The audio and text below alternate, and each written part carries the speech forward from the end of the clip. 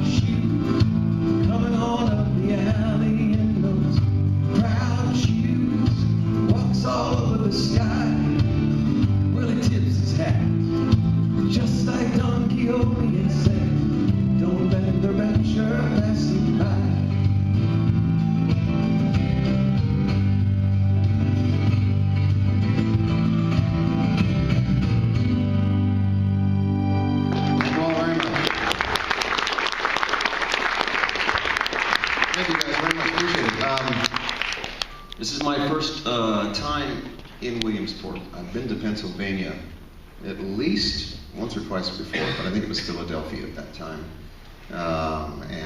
So this is my first time to Williamsport. So thank you for having me here. I appreciate it very much. And this is the first time I've also done a convention on a college campus, which is very cool. Normally it's in a big hotel, but very, very busy, very crowded, and very crazy.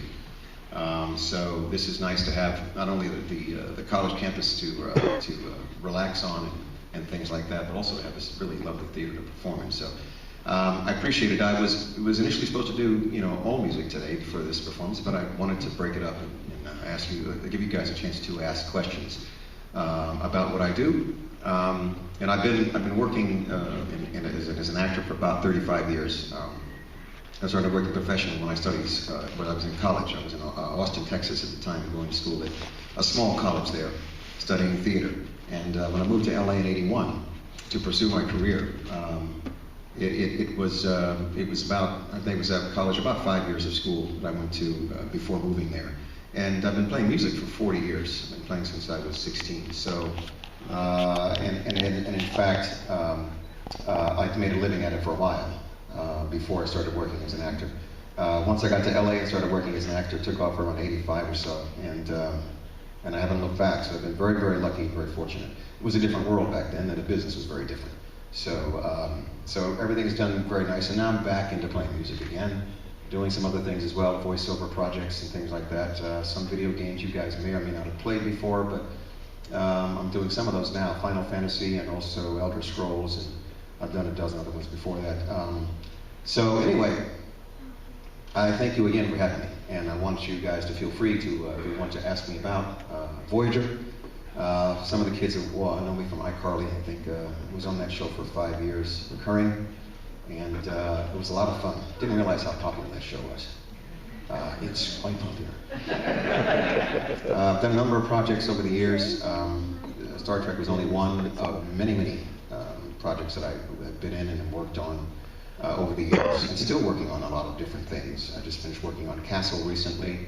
I did another Nickelodeon show called Lab Rats. I did a movie with Daryl Hannah recently.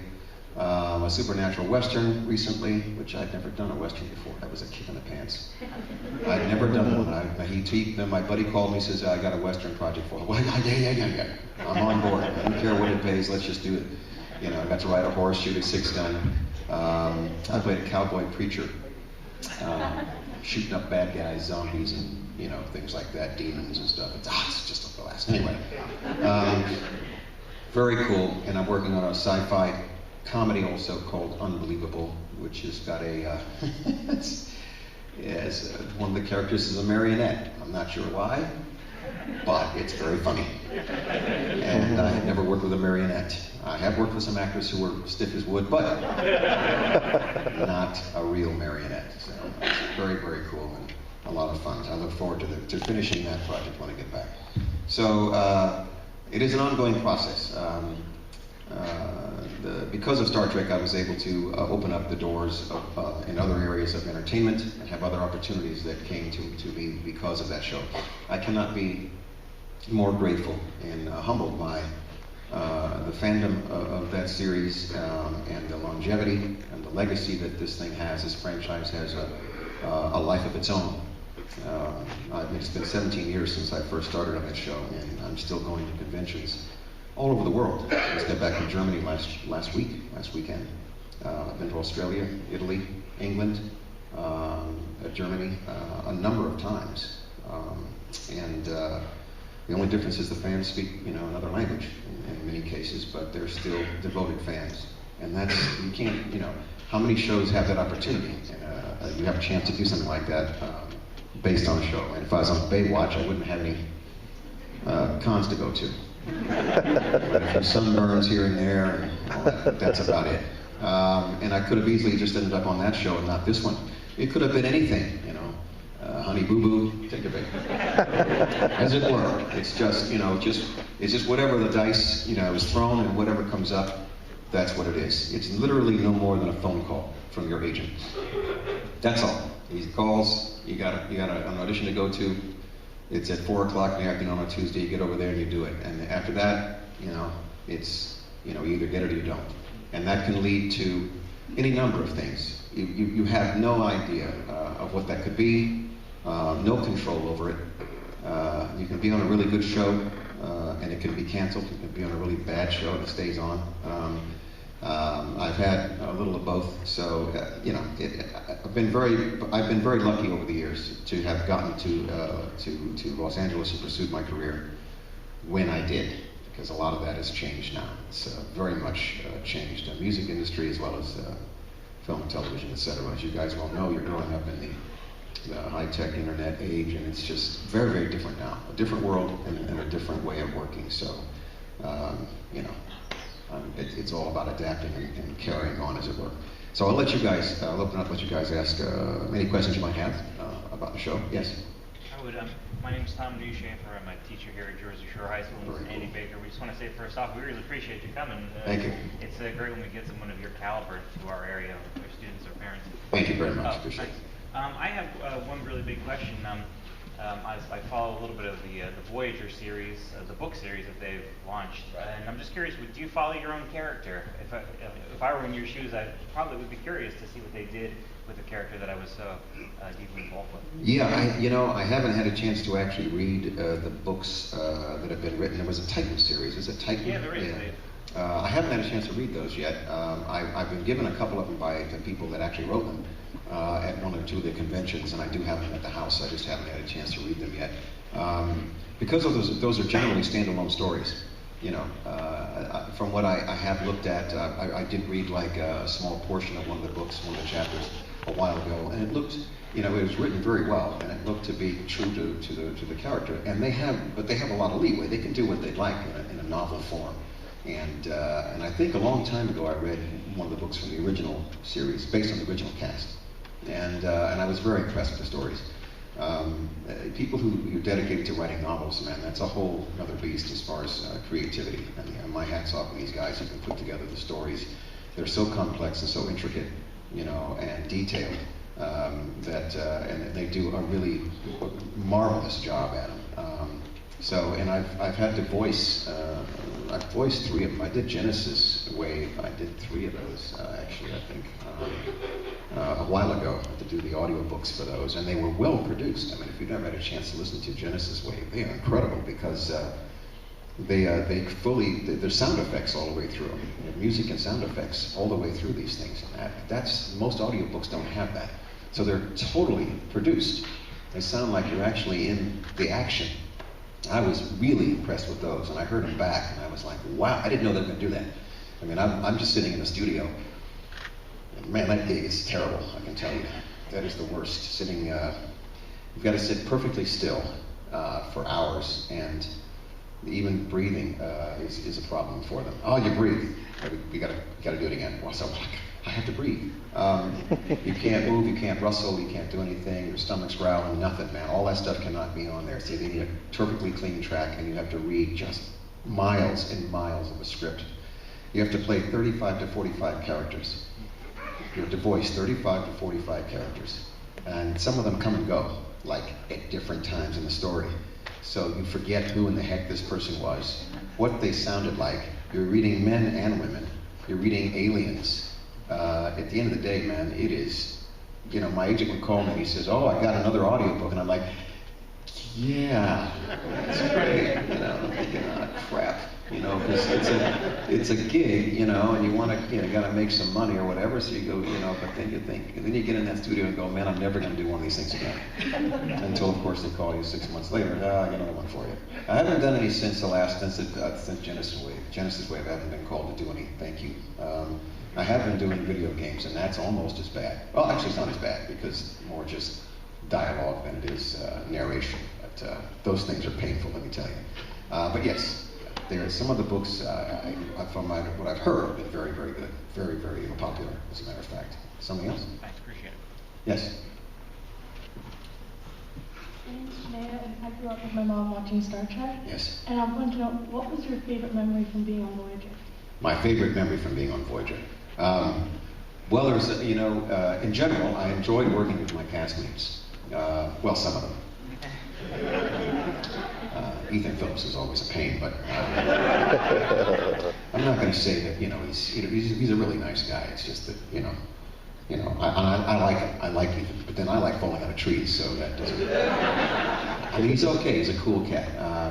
If I ever need a brain transplant, I want his, because I know it's never been used. We get along very, very well, Ethan and I. We're very good friends. Very good friends. He's a very cool cat, very funny, very fast, very witty. And it's ironic that we ended up as, on the show as being the opposite end, the odd couple, all the way through that series.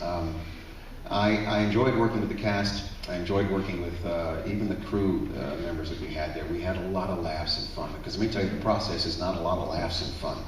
The process is very meticulous, very long hours, very tedious. Whenever anybody was a guest on our show, on our set, and they'd come by and they'd be, oh, they're so excited the first, 10 minutes or so. Oh my goodness, we're going to have a set and we're watching. After about 2 hours, they're going like, damn, bloody, they've been saying that line for 2 hours. The same thing, over and over. I said, yeah, that's what it is. It's the same thing over and over and over. Different angles, different setups, whatever. They realize that all that time is compressed into maybe 2 or 3 minutes on the screen. Yeah, but to watch it go by, man, there is nothing exciting about that, let me tell you. So I enjoyed that. I think one of the most memorable moments on that show, apart from a few of the practical jokes that I played on my castmates, the most memorable moment, when I first showed up to work on Voyager, I parked in the lot on Paramount, and we had to walk to the stages, and we were going to get a tour by the producer of all the sets and things like that, and we were going to meet the cast and for the first time and be all together. And I walked from my car to the soundstage with Ethan Phillips, and I had just met him literally in the parking lot that morning, and we walked down this long alley that goes alongside the soundstage, and we talked about, what it's going to be like to be on this show for 7 years, roughly. And when the show ended, we had, the days of filming and shooting. We were winding down and doing the last few scenes of the last episode. And we had to clear out our trailers that we, sometimes lived in, because we didn't have time to go home because we had to be there 12, 16 hours a day. And we cleaned out our trailers, and Ethan and I made it a point that we would leave the same way we came in. At the end of that 7 years, we walked right back down the same alley, and we talked about the 7 years that we had on the show. And that moment I'll never forget. There's other times when on the show I know that, and I know that some of the stuff has been in blooper reels before. I bared some of those things, and I think some of them are probably on YouTube as well. But there were times when, when we would just, we'd just cut up because we would spend like hour 12 or 13 on the set. We're burnt and it's late at night, and much to the director's chagrin, we would have at it. We get the giggles and laughs and the funnies. Couldn't stop, man. So it's pretty bizarre. It happens, and I have to, in my character, I have to keep a straight face. I'm not supposed to laugh. So if I've got Ethan on the set with me or somebody else, their job in life is to get me to crack during my lines. So I had a lot of challenges that way. And it was actually easy for me to play my role. It's not that difficult. As an actor, you're trained to show emotion. So my 7-year stint was not showing emotion. So for me, it was a breeze. Not that difficult at all. It's all very, very subtle. As Bob Picardo says, you have to play King Lear with an eyebrow. So there. Yes, another question. Yes.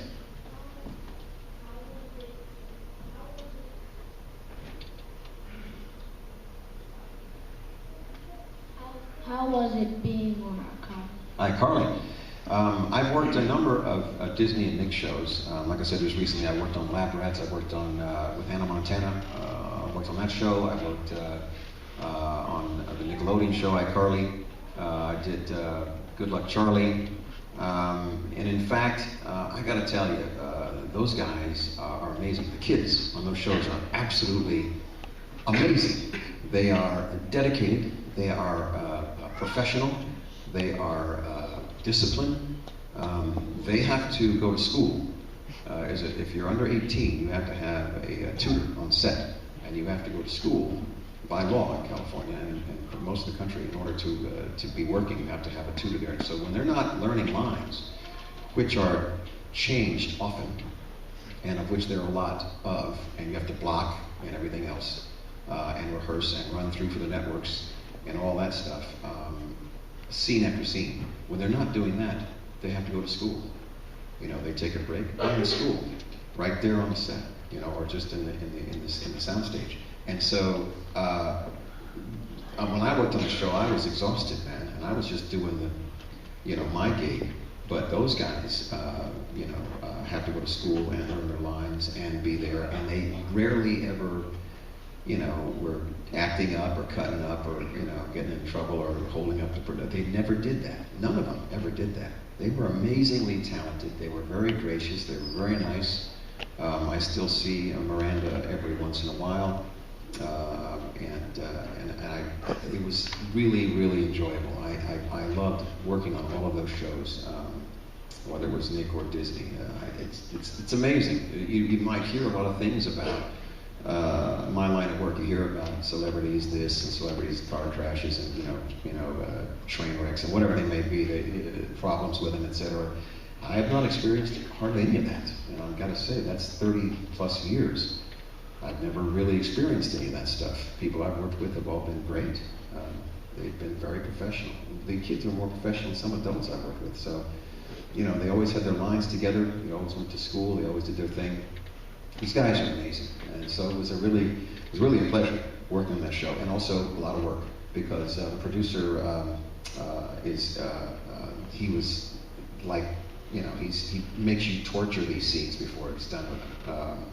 He's really, really good. He's really talented, very good writer, and he would make you go over. Dan Schneider's the producer of the show. He's got another show on right now with a spin-off from that, and he is just, man, he's murderous.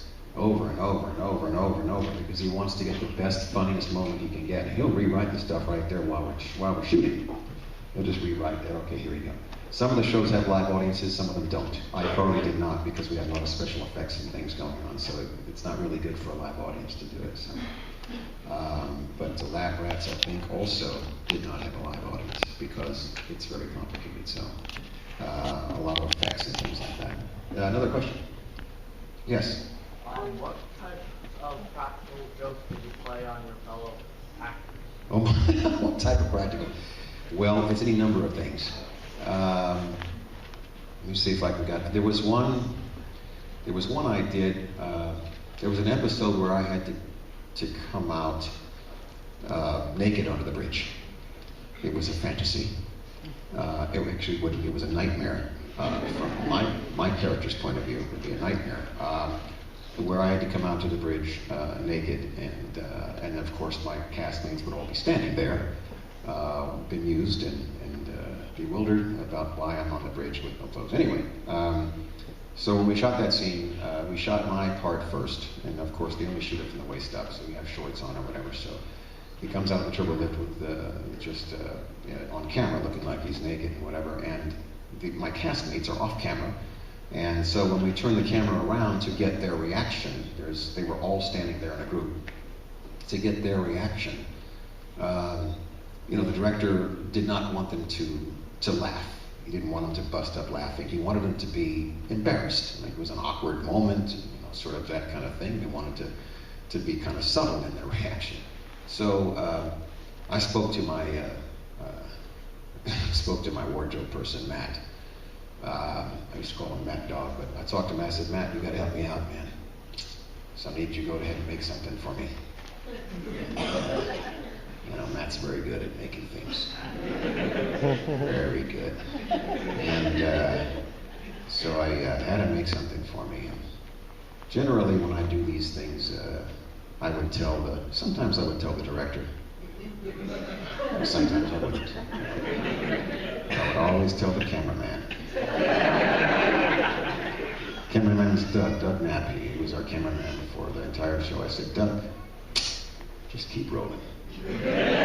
Doug knew what that meant. That was code for we're going to have some fun. You got to get that on camera. So when it came time for their shot, I was off camera. I was standing right next to the camera, for their eye line to look at me. And I had a robe on and I had some shorts. So when the director said, when he yelled action, you know, I stood there and I, you know, had to open the robe. So I opened the robe up and, you know, Matt made this enhancement, if you will, which came down to about right. And I just swung it around. Boy, they held for about 5 seconds. About 5 seconds, and then it was over. After that, it was just a kick to watch their faces crumble. But the director, I think, used the first 3 or 4 seconds of that shot because they were genuinely bewildered and amused. It was awkward, and them trying to keep from laughing. That's the reaction he wanted. That's what he got. You know, the problem with doing those gags is that you got to do the shot again, probably.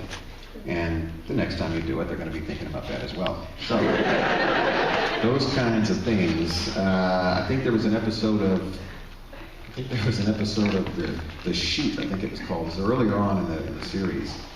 And I have to rescue Harry Kim and Robert Duncan McNeil's character, Paris, from this prison barge that they're on. And myself and Kate are supposed to come roaring down this chute. It's a big slide inside the prison barge. And she comes in, we both have phaser rifles, we're there to rescue them. So, you know, on the day, I went over to hair and makeup. And I got just the head bust, just a head of one of the characters from Deep Space Nine. That's the now visitor from Deep Space Nine. I got her head bust, and it had hair on it. I put a wig on it. So when the time came for us to roll down the chutes, you know, the director yelled action. She came sliding down there. She hits the floor. She got her phaser rifle. I'm supposed to be right behind her, but I didn't come down. I just screamed at the top of my lungs and I dropped the head down. I just bounced across that stage. And of course, I told Doug to keep rolling. Don't cut.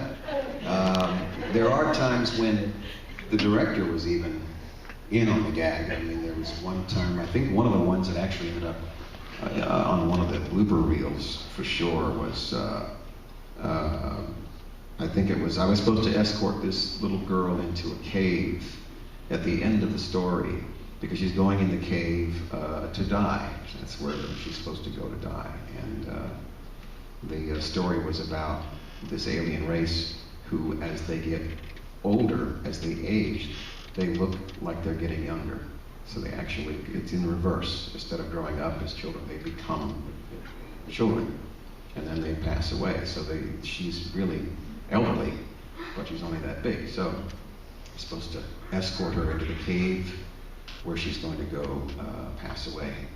And as we're walking up to the cave in the shot, the director even, you know, I was sitting there saying, I'm gonna, you know, I said, what if I just ran away from the cave instead of this?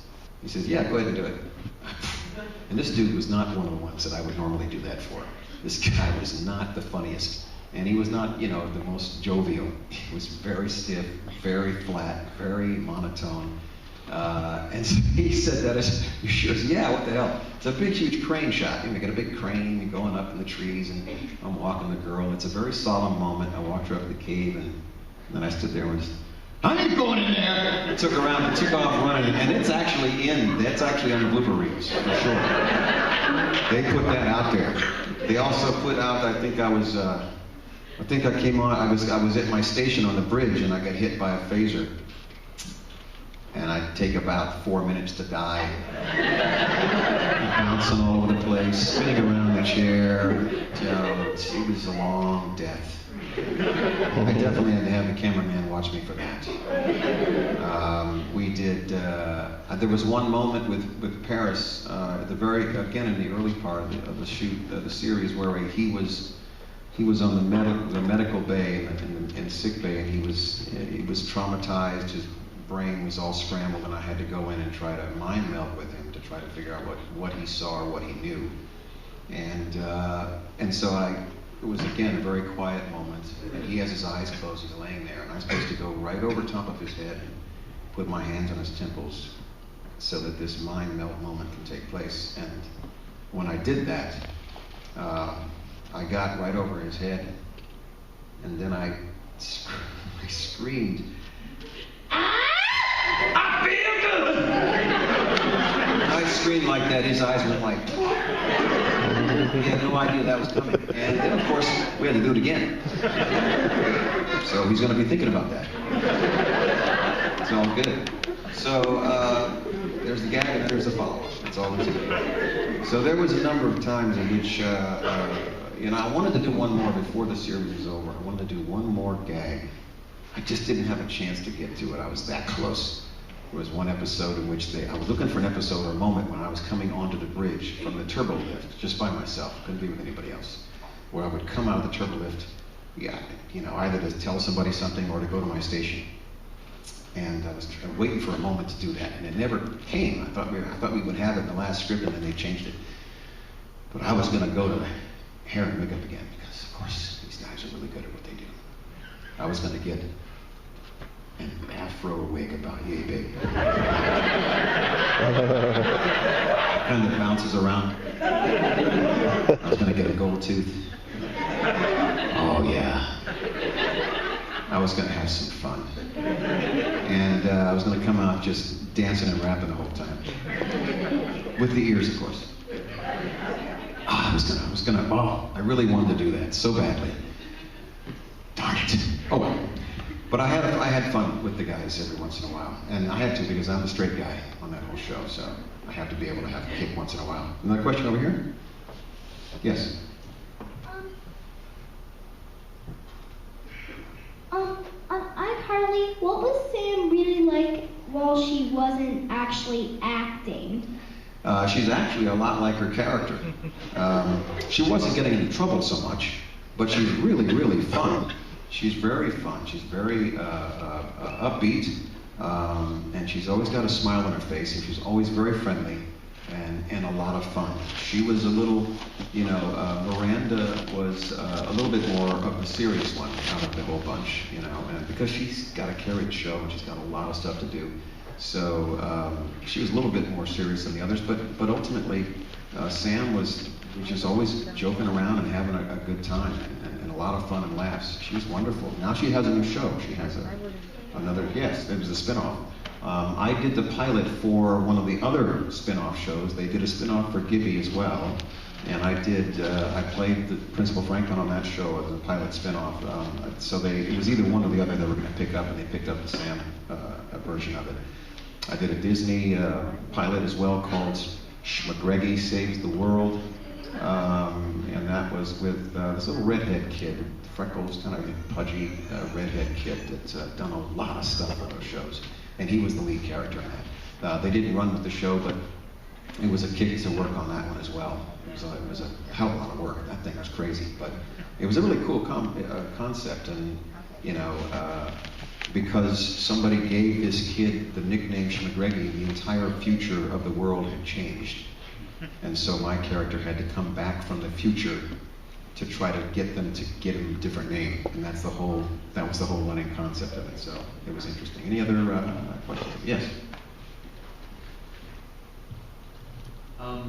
When I found out that you do music, I couldn't make it click in my head because all I kept seeing was Tuvok singing rock and roll. It got really confusing. And sometimes whenever you hear somebody talk, you can't imagine how they would sound singing. Right. Singing voice just sounds completely different. It was really cool to hear how deep and resonant and full of inflection in the voices, all that stuff. But I guess my main question is, you write your own material, correct? Some of it, yes.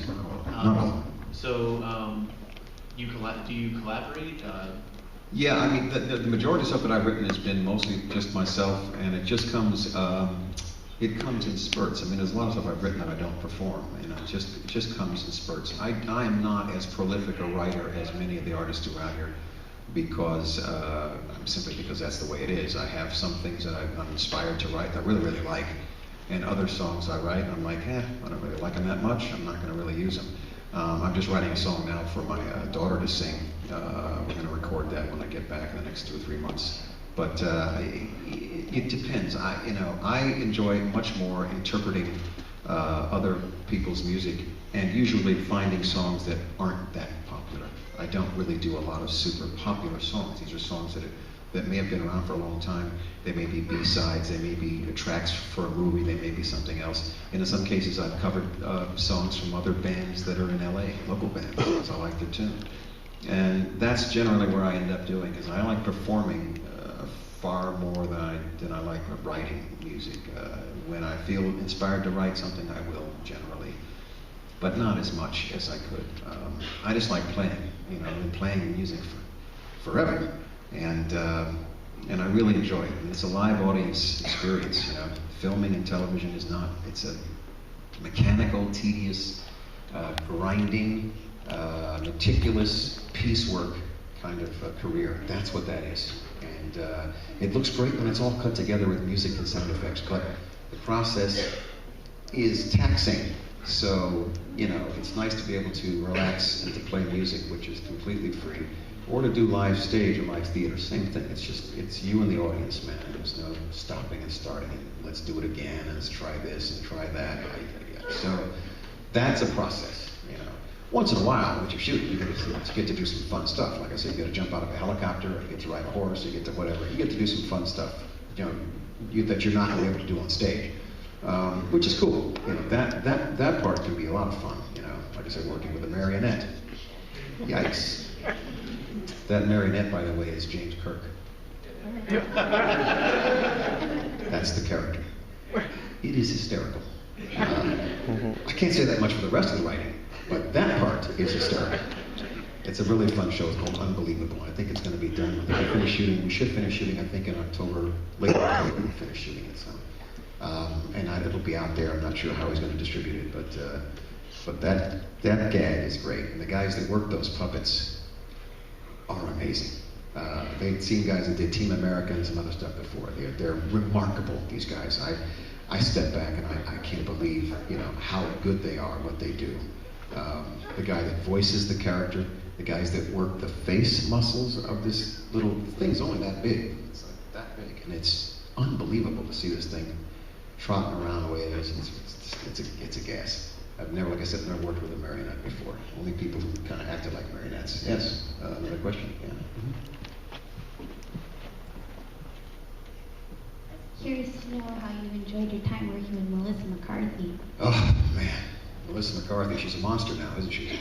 She's a monster. Melissa McCarthy is she's scary as an actress. Let me tell you, she's a lovely lady. She's very demure, very soft-spoken, very easygoing, very quick-witted. She's like lightning quick-wit.